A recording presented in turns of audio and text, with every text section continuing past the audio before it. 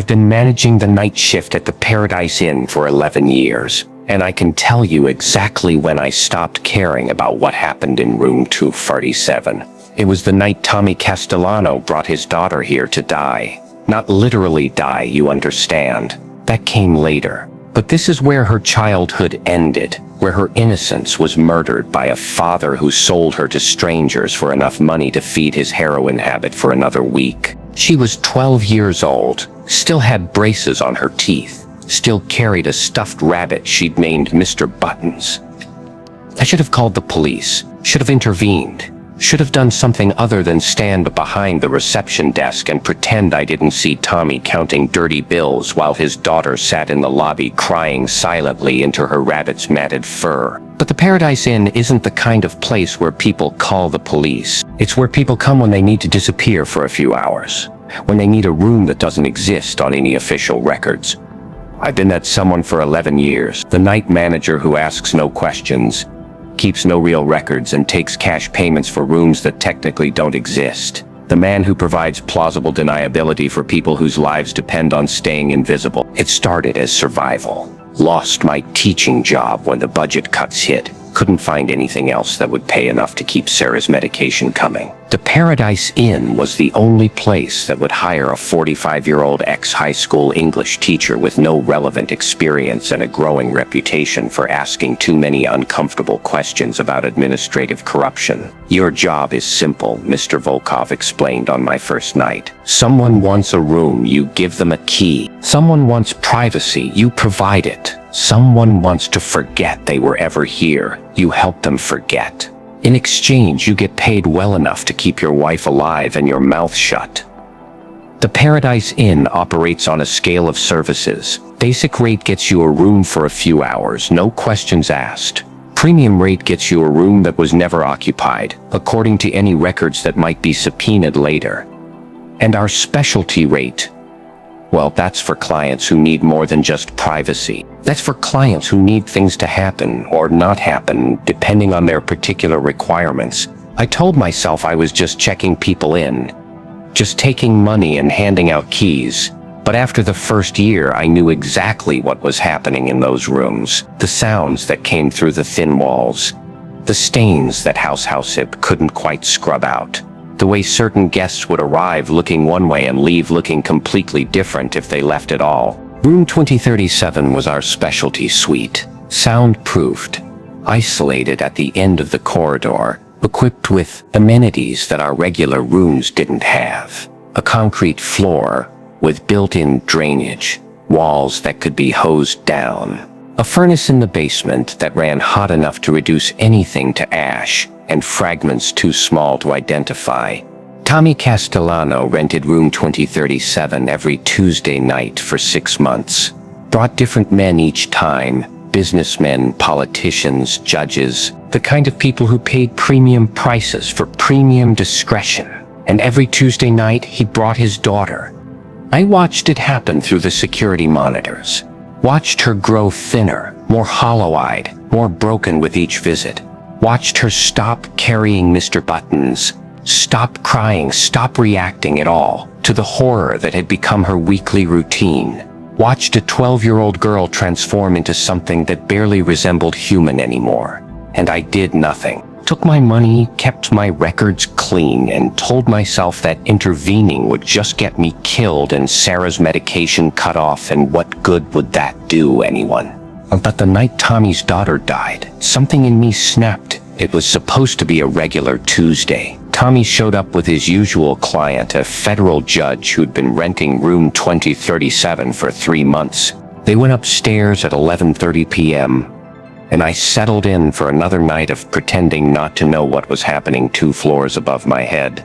Except this time, something went wrong. At 1:47 a.m., I heard screaming. Not the usual sounds, this was different. Panic, terror, the kind of screaming that comes when someone realizes they're about to die.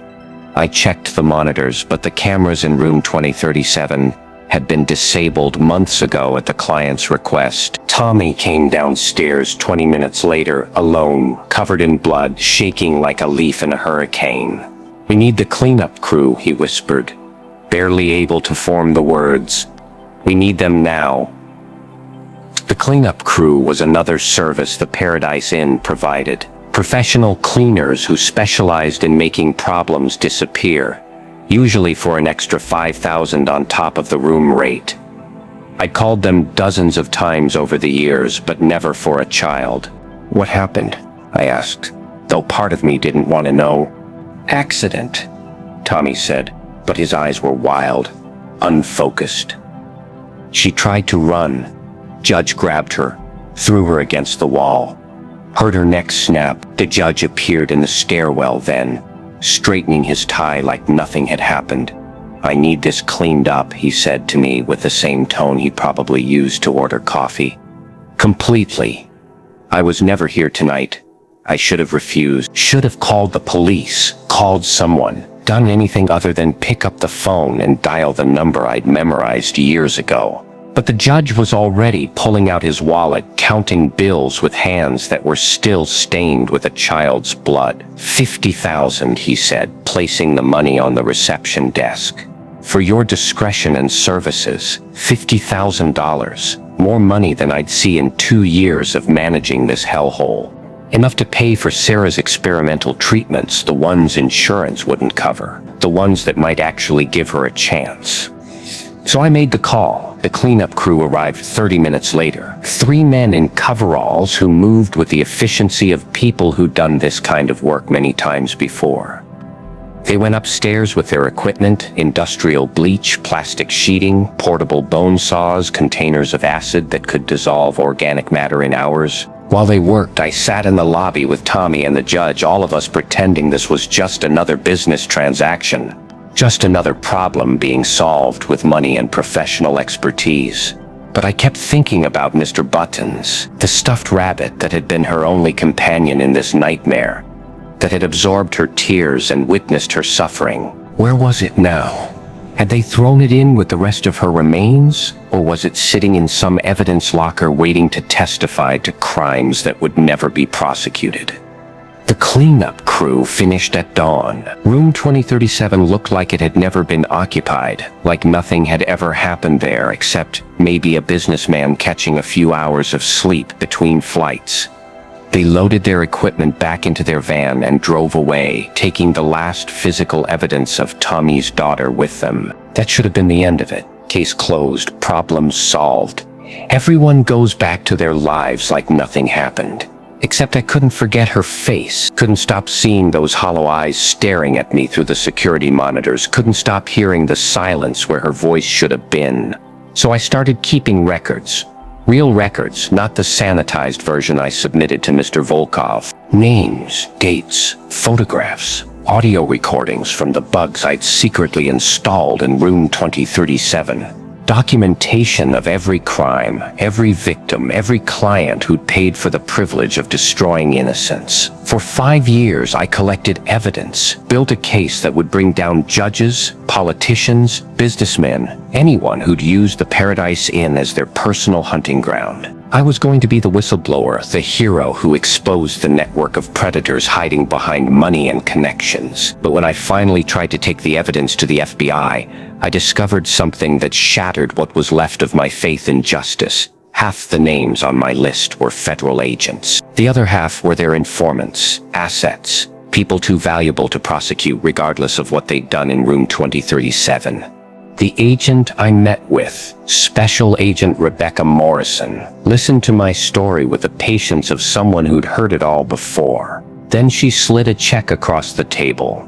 $500,000 drawn on a government account I'd never heard of. "Consider this a consulting fee," she said, "for services rendered to national security." "What services?" I asked. "The Paradise Inn serves a very important function," she explained. "It provides our assets with a safe place to relieve stress, to indulge certain appetites that might otherwise compromise their effectiveness. Better they do it in a controlled environment where we can monitor and manage the situation than somewhere we can't." I stared at the check, understanding finally dawning. The Paradise Inn wasn't just a criminal enterprise, it was a government operation. A honey trap designed to compromise powerful people, to create leverage and blackmail material that could be used when needed. "The children," I whispered. "Regrettable but necessary," Agent Morrison replied with clinical detachment. "These people have appetites that don't simply disappear because we find them distasteful. Better to provide an outlet and maintain control than to let them satisfy their urges in ways that might expose our operations." Tommy's daughter hadn't died in an accident. She'd been sacrificed on the altar of national security, her life deemed expendable in service of some greater good that I couldn't see and wasn't clear to understand. I took the money. Of course I did. What else was I going to do? Go to the media? They'd already been compromised. The local police? Half of them were clients. Take justice into my own hands? I was a 50-year-old ex-teacher whose greatest act of rebellion had been giving failing grades to students who deserved them. So I went back to the Paradise Inn and continued my work as night manager, continued checking in predators and checking out victims, continued pretending that room 237 was just another rental space instead of a government-sanctioned slaughterhouse. But I made some changes to my record keeping, started documenting everything again, but this time with a different purpose. Not to expose the operation, but to insurance myself against it. Every client, every crime, every government official who participated in the systematic destruction of innocence, all of it carefully cataloged and stored in multiple secure locations. Because the thing about working for the government is that they only need you until they don't. And when that day comes, when someone decides that the night manager knows too much or has outlived his usefulness, they'll want to clean up loose ends just like they cleaned up room 237. When that happens, my records will be my life insurance policy. Mutual assured destruction, Cold War style, applied to the kind of domestic operation that makes foreign enemies look like amateurs.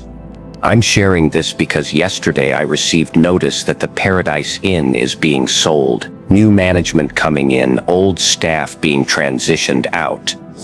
My last night is next week, and Agent Morrison has been asking very pointed questions about what I plan to do with my retirement. If something happens to me, if I disappear or have an accident or commit suicide, the records will be released automatically.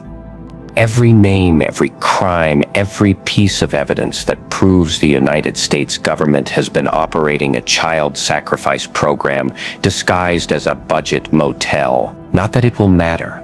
The people on those lists are too powerful to prosecute, too connected to touch, too valuable to lose. They'll weather the scandal, blame it on rogue elements, promise reforms that will never come.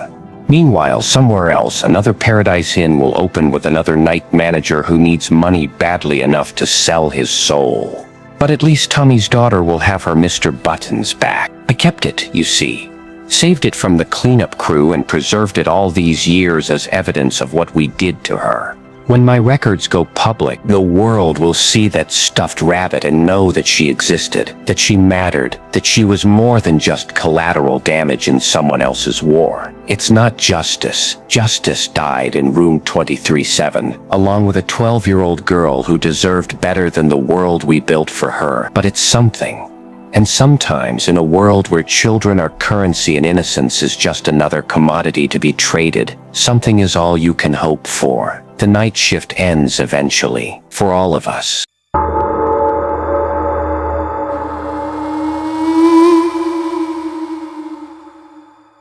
I let Mrs. Patterson die tonight, and I'm not sure if I feel guilty about it.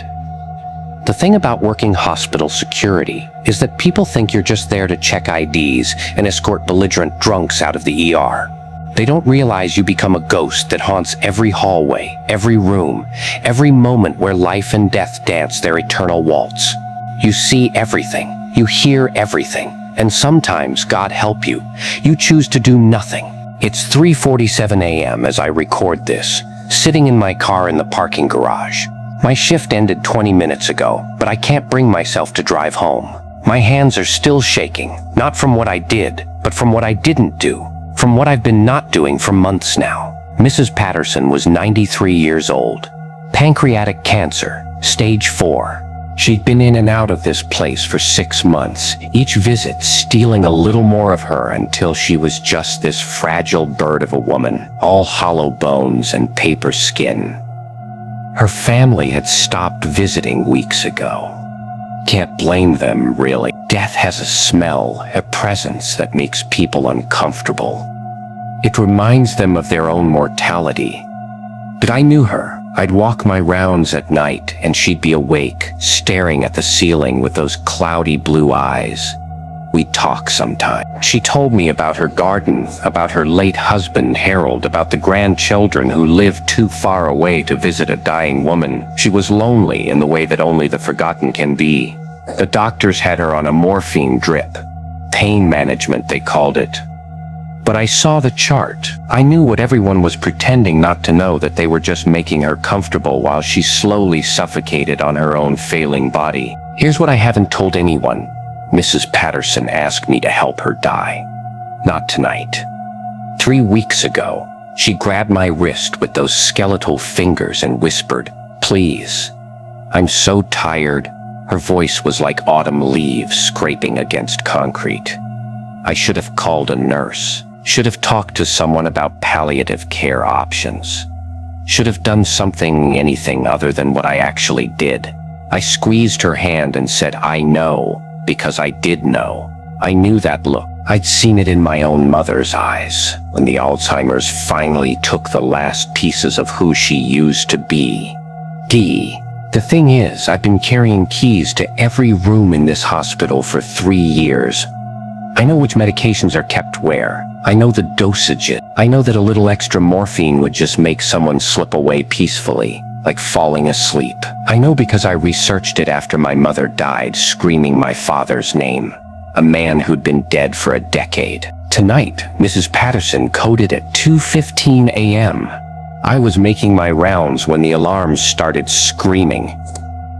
By the time I got to her room, the crash team was already there, pumping her chest, forcing electricity through her fragile ribs. I watched them break those bird bones, trying to restart a heart that was ready to quit. They got her back. Technically, her heart was beating, but she wasn't there anymore. The doctor said something about brain damage from the extended cardiac arrest. Said she'd likely be in a vegetative state. Said they'd move her to long-term care. That's when I made my choice. The crash team left around 2:45. The nurse went to update her chart. And I was alone with Mrs. Patterson, watching her chest rise and fall with mechanical precision, knowing that the woman who'd told me about her prize-winning roses was already gone. The morphine drip was right there.